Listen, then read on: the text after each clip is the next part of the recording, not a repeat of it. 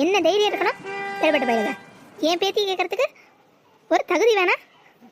என் பேத்தி வயசு என்ன? அந்த கிழவனுக்கு கேட்டு வராளுங்க. அந்த சாவித்திரி இனிமே இந்த வீட்டு பக்கம் வரட்டும், காலை உடச்சி அடுப்பில் வைக்கிறேன். போதா குறைக்கு இந்த மூஞ்சிக்கு 75 பவுனா, ஆடிக்காரா, 100 புடவையா, கல்யாணம் மொத்தமும் நம்ம பண்ணணுமா? எம்பிட்டு தைரியம் இருக்கணும் இதுங்களுக்கு.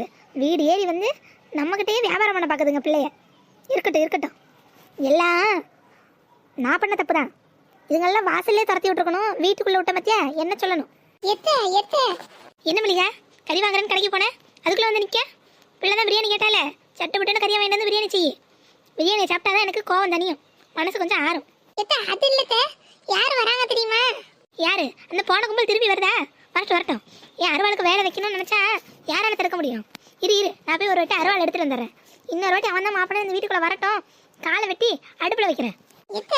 அதெல்லாம் இல்ல, அதை விட பெரிய விஷயம் வருது. என்ன பெரிய விஷயம்? நான் பார்க்காத விஷயமா? யார் வேணா வரட்டும், எனக்கு யாரை பார்த்தும் பயம் கிடையாது.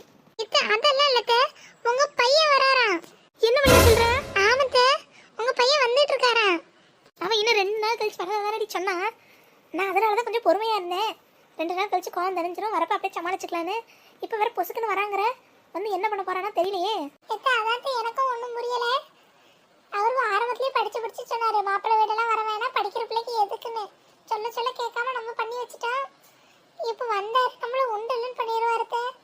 எனக்கு ஒன்றும் தெரியாது, நான் உங்க பின்னாடி நின்னுக்குவேன். நீங்க தான் உங்க பையனை சமாளிக்கணும். ஏண்டி அவன் வரான்னு உனக்கு யார் சொன்னா? என் பொண்ணுதான், அதான் உங்க பேத்தி போன் அடிச்சாலாம், வந்துட்டு இருக்கேன்னு சொன்னாரா. வர கறி வாங்க சொல்லியிருக்காத்த.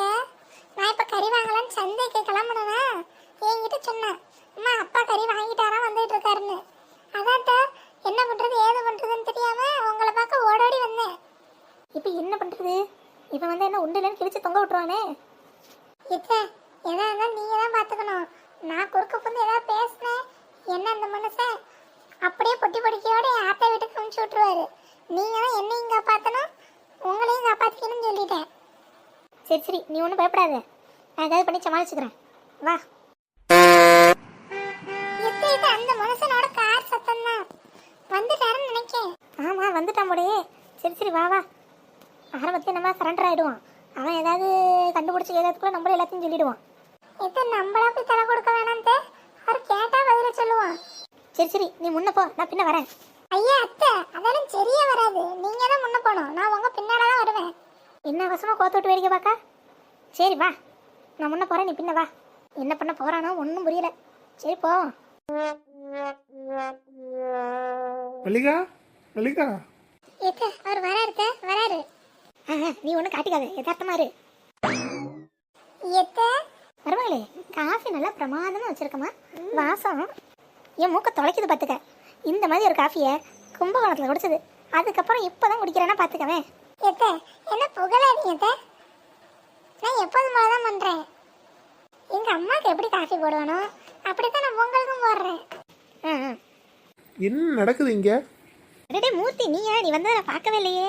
எப்போ வந்த? ஏங்க வாங்க, எப்போ வந்தீங்க? வர 2 நாள் ஆகும்னு சொன்னப்பா, அதுக்குள்ளே வந்துட்டேன்.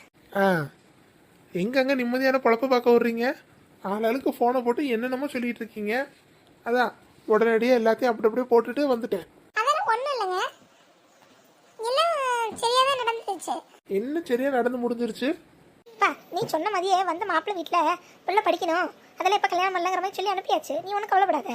எம்மா, இங்கே என்ன நடந்துச்சுன்னு எல்லாம் எனக்கு தெரியும். நீங்கள் புதுசாக எதுவும் சொல்லி சமாளிக்க வேணாம். இல்லைங்க, அது வந்து எல்லாம் ஒன்றை சொல்லணும். எங்கள் அம்மா தான் அந்த காலத்து ஆளு. உனக்கு இல்லை அறிவு? உனக்கு அறிவு எங்கே போச்சு? படிக்கிற பிள்ளைக்கும் மாப்பிள்ளை பார்த்தாலாம். மாப்பிள்ளை நான் வேணான்னு படித்து சொன்னேன், கேட்டியா? அந்த ஆளுங்க வந்து நடு வீட்டில் நாட்டாமல் பண்ணியிருக்கானுங்க. எப்போ இல்லைப்பா, நான் தான் வர சொல்லலான்னு. ஏம்மா, நீங்கள் மட்டும் என்னம்மா வயசாகுதை தவிர உங்களுக்கு கொஞ்சம் கூட புத்தி இல்லை. வர ஏன் அப்படிலாம் நடந்துக்கிறீங்களோ தெரில. படிக்கிற பிள்ளை மனசில் இப்படிலாம் ஏதாவது தப்பாக விதைச்சிட்டு இருக்காதீங்கன்னு சொல்லிட்டேன். அவன் நல்லா படித்து முடிச்சு வேலை வெட்டிக்கலாம் போட்டோம், அப்புறம் சம்மந்தம் பார்த்துக்கலாம். பாவம், என் பிள்ளை மனசு என்ன வேதனைப்படும். அதை பற்றி உங்களுக்கு எதாவது கவலை இருக்கா? பொம்மை மாதிரி புடவையை கட்டிவிட்டு அந்த ஆளுங்க முன்னாடி நிற்க வச்சுருக்கீங்க என் பிள்ளைய. உங்களை நம்பியெல்லாம் வீடை விட்டுட்டு போட பார்த்தீங்களா? என்ன சொல்லணும்?